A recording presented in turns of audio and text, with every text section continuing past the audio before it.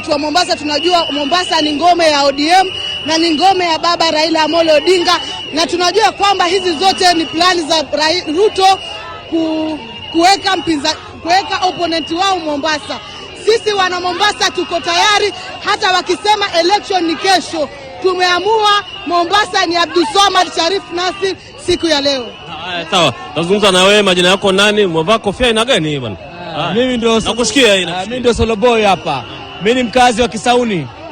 Nasikia uchungu sana Chebukati alipofanya kubadilisha uchaguzi kupeleka mbele. Sisi kama wakazi mtopa wa Kisauni hatufurahiki na Chebukati, hatukubaliani na yeye.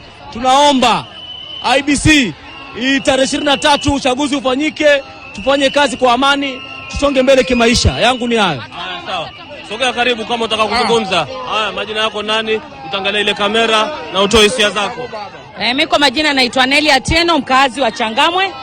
Sisi kwa sababu ya Chebukati hata tunashindwa tufanye nini, manake tulikuwa tushajipanga na gavana wetu hapa ni Abdulswamad. Kwa hivyo tulikuwa tuko tayari kumpigia kura sisi kama watu wa Changamwe.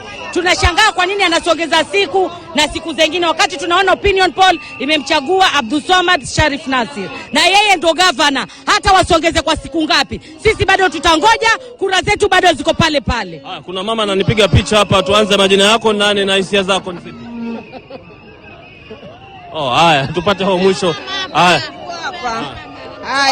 kwa majina naitwa Kopa Ulipe. Mimi ni mkazi wa nani? Kopa Ulipe ndio majina yako kwenye kitambulisho.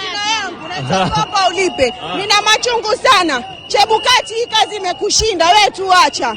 Umetusongeza mbele, tumeridhika. Uchaguzi umefanyika, hatukuridhika nao, tukashukuru.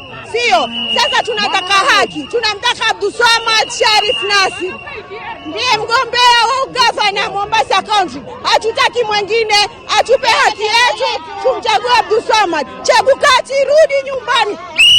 Haya, Kopa Ulipe.